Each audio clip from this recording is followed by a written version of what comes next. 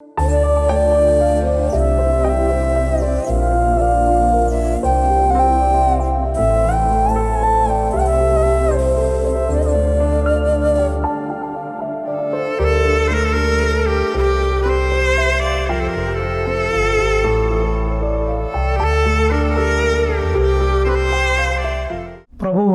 మన రక్షకుడును అయిన యేసుక్రీస్తు ప్రభులు వారి శ్రేష్ఠ నామాన మీ అందరికీ శుభాలు వందనాలు తెలియపరుస్తున్నాను.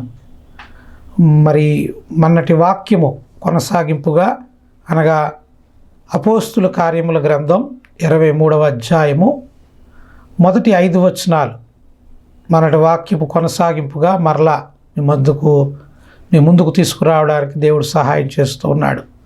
బైబిల్ గ్రంథం ఉన్నవారు తప్పక తీసి చదవండి, తీసి చూడండి. నేను చదువుతూ ఉన్నాను. పౌలు మహాసభ వారిని తీరుచూచి, సహోదరులారా, నేను నేటి వరకు కేవలం మంచి మనస్సాక్షి గలవాడినై దేవుని ఎదుట నడుచుకుంటున్నానని చెప్పాను.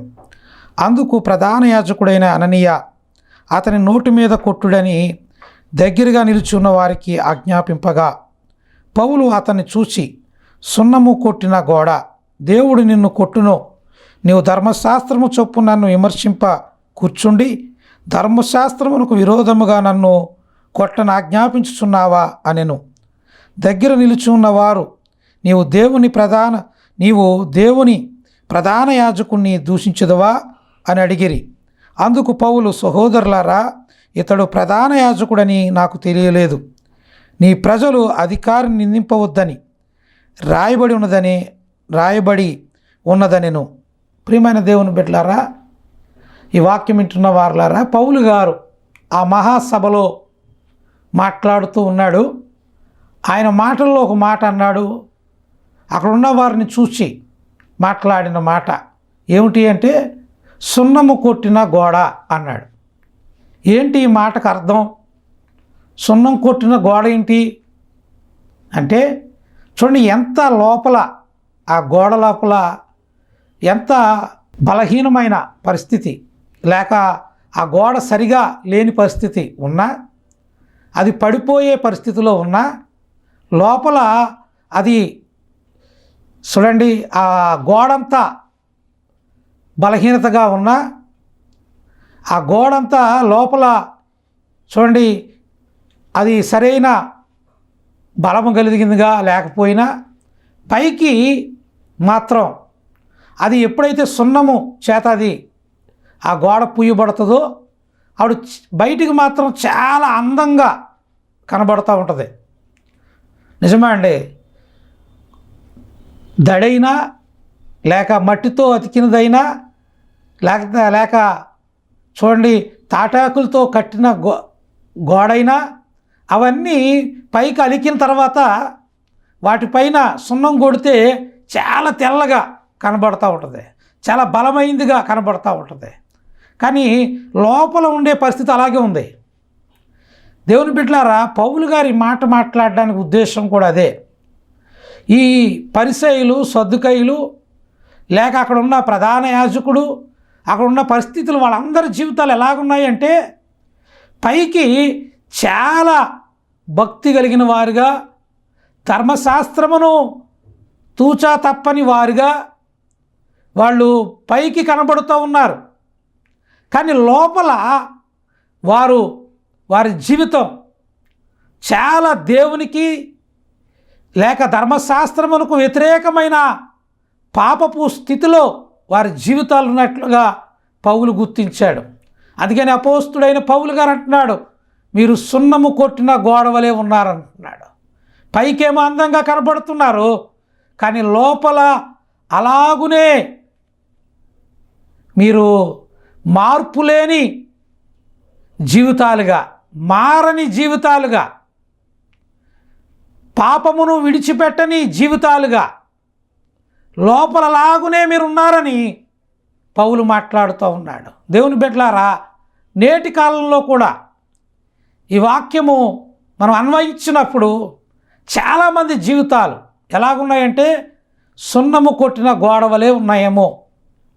కొంతమంది పైకి చాలా భక్తిపరులుగా చాలా నీతిమంతులుగా, చాలా యథార్థవంతులుగా పైకి కనబడుతూ లోపల పాప సంబంధమైన జీవితాన్ని, దేవునికి అయిష్టమైన జీవితాన్ని, దేవుడు అసహించుకునే జీవితాన్ని, పాపహితమైన జీవితాన్ని ఈ రోజున హృదయములలో నిండుకున్న వారుగా అనేకులు ఉన్నారు. ప్రియ సోదరుడా, ప్రియ సోదరి, నీ హృదయం ఎలాగుంది? పైకి నీవు కనబడుతున్నంత పరిశుద్ధత నీ హృదయంలో ఉన్నదా? పైకి నీవు చూపిస్తున్న భక్తి అంత స్వచ్ఛమైన భక్తి పైకి చూపిస్తున్నట్లుగా నీ హృదయంలో ఉన్నదా? దేవుని బిడ్డలారా, ఈ వాక్యం ద్వారా మీకు తెలియపరుస్తున్నాను. చూడండి, సామెతల గ్రంథంలో 26వ అధ్యాయము 24వ వచనంలో మనం చూస్తే ఒక మాట రాయబడి ఉంది. పగవాడు పెదవులతో మాయలు చేసి, అంటే అండి పగవాడు, చూడండి 26వ అధ్యాయము 24వ వచనం, పగవాడు పెదవులతో మాయలు చేసి, చూడండి, అంతరంగములో కపటము దాచుకొనును. అంటే ఏం చేస్తున్నారట? ఎలాగున్నారట? చూడండి, అక్కడ రాయబడి ఉంది కదా, మాయలు చేసి, పెదవులతో మాయలు చేస్తున్నారట. పైకి లోపల కపటం అలాగే ఉంది. చూడండి, రాయబడి ఉంది, అంతరంగములో కపటము దాచుకొనును అని రాయబడి ఉంది. ఈ రోజుల్లో మార్పు లేని జీవితాలు, మారని జీవితాలుగా నేటి కాలంలో అనేకులు కనబడుతూ ఉన్నారు. ప్రియమైన సోదరుడా, సోదరి, దేవుని వాక్యము చేత దేవుడు మిమ్మల్ని హెచ్చరిస్తున్నాడు. ఎంతకాలము పైకి భక్తి కలిగిన వారుగా ఉండి ఆయన శక్తిని ఆశ్రయించని వారుగా ఉన్నారు. ఎంతకాలము యాషదారులుగా ఉంటారు. ఎంతకాలము ఇతరులను మోసం చేయుట కొరకు ప్రయత్నిస్తున్నారు. ఎంతకాలము మనుషుల మెప్పు కొరకు భక్తి చేస్తున్నారు. ఎంతకాలము దేవుని మాటను బట్టి సరిదిద్దబడకుండా పాపపు హృదయమును కలిగి జీవిస్తూ ఉంటారు. ఎంతకాలము రహస్యమైన పాపముతో నిండిన జీవితాన్ని నువ్వు కలిగి ఉంటావు. ఎంతకాలము మోసపూరితమైన హృదయంలో మోసాన్ని దాచుకుంటూ జీవిస్తూ ఉంటావు. మార్పు చెందవా? దేవుడు మాట్లాడుతూ, ఎన్నాళ్ళు నువ్వు సున్నము కొట్టిన గోడవలే నువ్వు ఉంటావు. పౌలు చెప్తున్నట్లుగా ఈరోజు దేవుడి వాక్యము ద్వారా దేవుడు మీతో చెప్తున్నట్లుగా ఒక్కసారి నీ హృదయాన్ని పరీక్షించుకో. ఒక్కసారి నీ హృదయాన్ని సరిదిద్దుకో. ఒక్కసారి నీ హృదయంలో ఉన్న పాపాన్ని దేవుని దగ్గర ఒప్పుకుని విడిచిపెట్టు. ఒక్కసారి దేవునిలో నీవు పశ్చాత్తాపపడి పాపరోత దేవునికి అయిష్టమైన జీవితమును విడిచిపెట్టి దేవుడులో కొనసాగమని దేవుడు నీకు పిలుపునిస్తూ ఉన్నాడు వాక్యము ద్వారా. ప్రియమైన దేవుని బిడ్డలారా, ఈ వాక్యం వింటున్న వారులారా, ఈ రోజుల్లోనండి చాలామంది జీవితాలు చూసినప్పుడు చక్కని పాటలు పాడుతూ ఉంటారు, హృదయంలో మార్పు లేకుండా. చక్కని వాయిద్యాలు వాయిస్తూ ఉంటారు, హృదయంలో మార్పు లేకుండా. చక్కని వాక్యాన్ని చదువుతూ ఉంటారు, ధ్యానిస్తూ ఉంటారు. లేక బైబిల్లో ఏదైనా రెఫరెన్స్ చెప్తే వెంటనే తీసి చదువుతూ ఉంటారు. మంచివే ఇవన్నీ. అయితే హృదయంలో ఉన్న పాపాన్ని మాత్రం విడిచిపెట్టలేదు. ప్రియమైన దేవుని బిడ్డలారా, నీ హృదయము ఘోరమైన వ్యాధి గలది. నీ హృదయమును దేవుని దగ్గర పెట్టి సరిదిద్దుకోవాలి. హృదయంలో ఉన్న పాప సంబంధమైన క్రియలను విడిచిపెట్టాలి అని దేవుడు వాక్యం ద్వారా మీకు పిలుపునిస్తూ ఉన్నాడు. పైకి మాయ మాటలు చెప్తున్నా మనం ఉంటాం. నేను అంటాను, కొంతమంది జీవితాలు ఎవరికి దొరకకుండా చాలా జాగ్రత్తగా వాళ్ళ జీవితాలను వాళ్ళు నడుపుతూ ఉన్నారు, ఎవరికి దొరకకుండా. అవునండి, ఎత్తుకు పై ఎత్తేసి. అవునండి, చాలా పాపము వాళ్ళలో ఉన్న పాపం ఇతరులకు తెలియకుండా చాలా నేగ్గా మనుషులు బ్రతకడం అలవాటు చేసుకుంటున్నారు చాలామంది. కానీ నేను అంటాను, ఎంత నేగ్గా చేసినా, ఒక ఆయన అన్నాడు, ఒక పోలీస్ ఇన్స్పెక్టర్ గారు అన్నారు, ఎంత తెలివైన దొంగైనా, ఎలాంటి నేరం చేసి చాలా చాకచక్యంగా ఎవరికి దొరకకుండా ఎంతో చక్కగా ప్లాన్ చేసినారంట, ఏదో ఒక పొరపాటు చేస్తాడట. ఆ పొరపాటే అతను పట్టించేస్తుందట.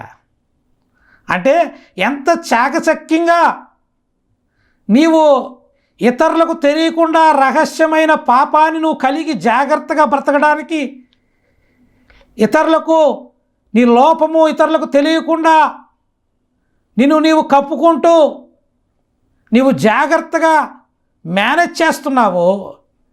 కానీ బైబిల్ అంటది, ఒకరోజు అవన్నీ బయటకు వస్తాయట. ఒకరోజు అన్నీ బయట పెడతాడంట దేవుడు. ఆ రోజు సిగ్గుపడవలసిందే కదా, ఆ రోజు అవమానం పడవలసిందే కదా, ఆ రోజు తలదించుకోవలసిందే కదా, ఆ రోజు దేవుని దగ్గర తలదించుకుని మనము నిలబడవలసిన వారమే కదా. కానీ దేవుని బిడ్డలారా, ఈ వాక్యం ద్వారా మీకు తెలియపరుస్తున్నాను. నిజమే అండి, అంటాను, చాలామంది పాపము తెలియకుండా బతకడం ఎలా, ఇతరులకు నాలో ఉన్న లోపము ఇతరులు పట్టుకోకుండానే బ్రతకడం ఎలా అన్న ఆలోచనే చాలామంది కలిగి ఉన్నారు. కానీ ఈ పాపమును విడిచిపెట్టడం ఎలా, ఈ పాపమును విడిచిపెట్టి నా జీవితాన్ని సరిదిద్దుకోవడం ఎలా, ఈ పాపమును దేవుని దగ్గర ఒప్పుకుని నా జీవితాన్ని ఎలాగూ ముందుకు తీసుకువెళ్ళాలి అనే ఆలోచన బహు తక్కువ మంది కనబడుతూ ఉందండి. చాలామంది ఏమనుకుంటున్నారంటే, అండి ఎవరు చేయట్లేదు పాపం, ఎవరు నీతిమంతులుగా ఉన్నారు, ఎవరు నీతిమంతులు, అందరిలో ఏదో ఒక లోపం ఉంది, నాలోనూ ఉంది, ఏం పర్వాలేదులే అనుకుంటున్నారు. కానీ దేవుని బిడ్డలారా, నేను అంటాను, నువ్వు చెప్తుంది చాలా విషయాలు కరెక్ట్గా ఉండొచ్చు, నిజమే. చాలామందిలో నీకు లోపాలు కనబడుతున్నాయి, వాళ్ళు లోపాలు ఉన్నాయి, వాళ్ళు పాపం ఉంది, వాళ్ళు ఎక్కడో వాళ్ళ జీవితాల అవిధేయత నీకు అగబడుతూ ఉంది. మరి వాళ్ళని చూసినప్పుడు వాళ్ళు సరిగా లేరు కాబట్టి నేను సరిలేను, నేను సరిగ్గా ఉండ అవసరం లేదు అనుకుంటున్నావేమో. కానీ అలా ఎందుకు తీసుకుంటావు? మరొక విధంగా తీసుకోవచ్చు కదా. వాళ్ళు లోకమంతా వారిలో అవిధేయతలు కనబడుతున్నాయి, వాళ్ళు పాపము కనబడుతూ ఉంది, ఇతరుల్లో దేవునికి అయిష్టమైన కార్యాలు కనబడుతూ ఉన్నాయి. ఇవన్నీ చూసి నువ్వు ఎలాగూ దాన్ని అర్థం చేసుకోగలవాలంటే, వాళ్ళందరిలో ఉన్నాయి, వాళ్ళందరికీ ఉన్నా నేను లేకుండా ఎందుకు బ్రతకలేను, నేను లోపము లేకుండా నేనే జీవిస్తాను అని నోవాహు వలె మనం ఎందుకు ఉండకూడదు, యోబు వలె మనం ఎందుకు ఉండకూడదు, యోసేపు వలె మనం ఎందుకు ఉండకూడదు? వాళ్ళ జీవితాలు మీరు గమనిస్తే చుట్టూ పాపముతో ఉంది, చుట్టూ పాపపు లోకములో వాళ్ళు ఉంటూ వచ్చారు. అయితే వాళ్ళలాగా అనుకుని ఉండొచ్చేమో, అంత పాపంతో ఉంది, కానీ నేను పరిశుద్ధంగా బ్రతికి జీవిస్తాను, నేను వాళ్ళతో ఎందుకు కలవాలి, పాపముతో ఎందుకు కలవాలి, నేను పరిశుద్ధంగా బ్రతికి చూపిస్తాను అని వాళ్ళు చూపించారు వాళ్ళ జీవితంలో. అందుకనే దేవుడు తేరి చూసినప్పుడు ఎవరైనా నీతిమంతులు కలరేమోనని దేవుడు చూసినప్పుడు వారు అగబడ్డారు దేవునికి. ప్రియమైన దేవుని బిడ్డలారా, ప్రియమైన సోదరుడా, ఎవరో లేదు, అందరిలో లోపాలు ఉన్నాయి, ఎవరో పాపం కలిగి జీవిస్తున్నారు, ఎవరో ఫలానా వాళ్ళు ఇలాగున్నారు అలాగున్నారు అని వాళ్ళతో నువ్వు పోల్చుకున్నప్పుడు, వాళ్ళతో పోల్చుకుంటున్నావేమో. ఈరోజు దేవుడు అంటున్నాడు, వాళ్ళెవ్వరూ కాదయ్యా. వాళ్ళ లోపం ఉంటే వారిలాగా నువ్వు ఉండాలి ఎందుకు అనుకుంటున్నావు? నీవు నీతిమంతుడిగా బ్రతకొచ్చు కదా, నీవు యథార్థవంతుడిగా బ్రతకొచ్చు కదా, నేనెందుకు బ్రతకూడదు అనే వాళ్ళు ఉండలేకపోతున్నారు. నేను ఉండి చూపిస్తాను పరిశుద్ధంగా. వాళ్ళు ఉండలేకపోతున్నారు నీతిగా, నేను ఉండి చూపిస్తాను నీతిగా అని వాక్యమును వాళ్ళు చూడండి, వాళ్ళు అలాగున వాక్యానుసారమైన జీవితం వాళ్ళు కలిగి ఈ లోకంలో జీవించారు. ప్రియమైన దేవుని బిడ్డలారా, ఈ వాక్యం ద్వారా మీకు తెలియపరుస్తున్నాను, సేవకునిగా మీకు తెలియపరుస్తున్నాను. చూడండి, మనం సున్నం కొట్టిన గోడ వలె ఉండకూడదు. మనము పాపమును కొనసాగించేవారుగా ఉండకూడదు. లోపల చెడు క్రియలను కలిగి మనం ఉండకూడదు. చెడు ప్రవర్తన కలిగి మనం ఉండకూడదు. దేవుని బిడ్డలారా, మనం సరిదిద్దబడదాం. సరిదిద్దుకుని దేవుని సన్నిధిలో దేవునికి ఇష్టలుగా మారి మనం ముందుకు సాగుదాం.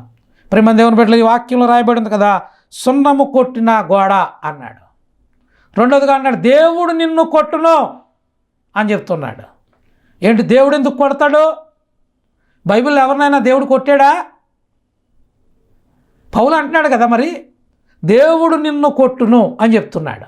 మనకి ఈ మాటలు వింటున్నప్పుడు ఏమనిపిస్తుందంటే, మనం చాలాసార్లు ఏమనుకుంటామంటే, మనకు ఆశీర్వచనాలే ఇష్టం.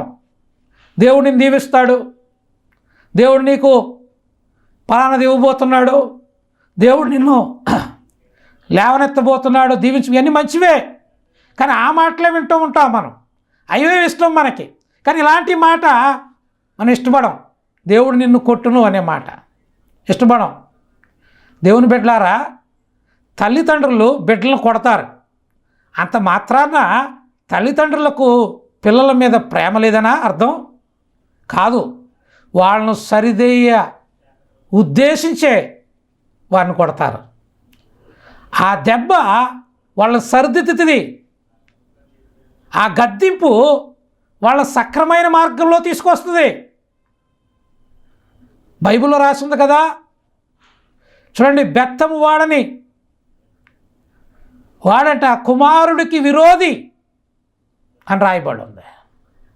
దేవుని బిడ్డలారా, నిజమే, ఆ గద్దింపు, ఆ దెబ్బ మనల్ని అనేక విధాలుగా సరిదిద్దబడ్డానికి మనల్ని దేవుడు సరిదిద్దుతూ ఉంటాడు. కానీ కొంతమందిని బైబిల్లో దేవుడు మొత్తెను అని బైబిల్లో రాస్తుంది. వాళ్ళు మొత్తాడు. ఎందుకంటే వాళ్ళు అతిశయిస్తూ బ్రతికారు. బైబిల్ గ్రంథంలో హేరోదు ఒక సందర్భంలో ఆయన మాట్లాడుతూ ఉన్నాడు. మాట్లాడుతున్నప్పుడు ప్రజలందరూ వింటున్నారు హేరోదు మాట్లాడే మాటలు. వింటున్నప్పుడు వాళ్ళందరూ అనుకున్నారు, ఈ అన్ని మాటలు, ఇతను మాట్లాడుతున్న మాటలు మానవ స్వరం కాదు, ఇది దేవుని స్వరమే, ఇతను దేవుడే అన్నట్లుగా వాళ్ళు భావించారు. హేరోదు కూడా అక్కడ ఏమనుకున్నాడంటే, అవును నేనే దేవుణ్ణి అనుకున్నాడు. నన్ను బట్టే ఇవన్నీ జరుగుతున్నాయి, నా మాటలే దేవుని మాటలు, నేనే దేవుణ్ణి అని ఆలోచన కలిగి మాట్లాడటం ప్రారంభించాడు. అప్పుడు దేవుడు హేరోదును మొత్తాడట, కొట్టాడట. కొడితే పురుగులు పడి చనిపోయాడని బైబిల్ గ్రంథం సాక్ష్యం ఇస్తుంది. ప్రేమ దేవుని బిడ్డలారా, నిజమండి, దేవుడు గద్దిస్తున్నప్పుడు సరిదిద్దుకుంటే మంచిది. దేవుడు హెచ్చరిస్తున్నప్పుడు లోబడితే మంచిది. దేవుడు బుద్ధి చెప్తున్నప్పుడు మన బుద్ధిని మార్చుకుంటే మంచిది. లేక మనం మార్చుకోకుండా యథావిధిగా మార్పు లేనివాడిగా మనుషులను మోసగిస్తూ పైకి భక్తి కలిగిన వాడిగా నటిస్తూ నీవు జీవిస్తూ ఉంటే ఒకరోజు దేవుడు నిన్ను గద్దిస్తాడు, లేదా గద్దించు కాదు, ఒకరోజు దేవుడు నిన్ను కొడతాడు. నేను అంటాను, దేవుడే మనల్ని కొడితే మనల్ని కాపాడేవాడు ఎవడండి? ఎవరు కాపాడగలరు? ఎవరు కాపాడలేరు కదా. అట్టి పరిస్థితి నీ మీదకు, ఆయన ఉగ్రత నీ మీదకు రాకముందే, అట్టి భయంకరమైన దేవుని హస్తము, అట్టి భయంకరమైన పరిస్థితులు నీ జీవితంలో నీ మీదకు రాకముందే నిన్ను నీవు సరిదిద్దుకో. దేవుని దగ్గర నిన్ను నీవు దేవుని దగ్గర ఒప్పుకో. ఆయన ఉగ్రతకు లోను కాకు. పశ్చాత్తాపడివాడంట కనికరం పొందుతాడట. ఒప్పుకుని విడిచిపెట్టివాడంట దేవుని యొక్క కనికరం పొందుతాడట. నువ్వు ఒప్పుకుని విడిచిపెడితే నువ్వు దేవుని దగ్గర కనికరం పొందుతావు. ఆయన కృపకు పాత్రుడు అవుతావు. మనము సరిదిద్దబడని వారిగా ఉంటే మనము కూడా ఒకరోజు దేవుని ఉగ్రతకు మనం లోనైపోతాం. మనము దేవుని తీర్పుకు లోనవుతాం. ప్రియమైన దేవుని బిడ్డలారా, ఈ వాక్యం ద్వారా మీకు తెలియపరుస్తున్నాను. మనము సరిదిద్దబడ్డానికి ఇష్టపడదామండి. సరిదిద్దబడ్డానికి ఇష్టపడదాం. మనం ఒప్పుకుందాం దేవుడి దగ్గర. మనం ఆయన ఉగ్రతకు లోనవ్వద్దు. చూడండి, 2 మాటలు మీకు నేర్పిస్తూ వచ్చాను. మొదటగా దేవుడు ఈ మాటల ద్వారా మీకు తెలియపరుస్తున్నాడు, సున్నము కొట్టిన గోడ వలె మనం ఉండొద్దు. మనుషుల్ని మోసగిస్తొచ్చొద్దు. దేవుడు పై రూపాన్ని లక్ష్య పెట్టేవాడు కాదు. దేవుడు హృదయాలను పరిశోధించు దేవుడు. దేవుడు పై రూపాన్ని లక్ష్య పెట్టేవాడు కాదు. ఆయన హృదయాన్ని కోరుకున్నవాడు. ఆయన హృదయంలో మార్పు కోరుకున్నవాడు ఆయన. కానీ నేటి కాలంలో హృదయంలో మార్పు రావట్లేదు. చాలామందిలో హృదయంలో మార్పు కనపడట్లేదు.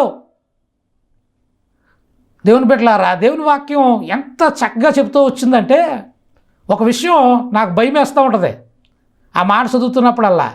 ఏమిటంటే, ఆయనట మనల్ని, మన హృదయాలను మరీ తేటగా చూస్తున్నాడట. సామెతల గ్రంథంలో దేవుడు ఆ మాట చెప్తూ ఉంటాడు. వాక్యంలో రాయించాడు, నరుల హృదయం మరీ తేటగా నాకు కనబడుచున్నాయి అన్నాడు. మన హృదయాలు మరీ తేటగా దేవుడికి కనబడుతున్నాయి. మనలో ఆయన దగ్గర మరుగుపరిచి ఉంచలేమేదని. ఆయనకి సమస్తము ఆయన ఎరిగిన వాడిగా ఉన్నాడు. నువ్వేది ఆయన దగ్గర దాయలేవు.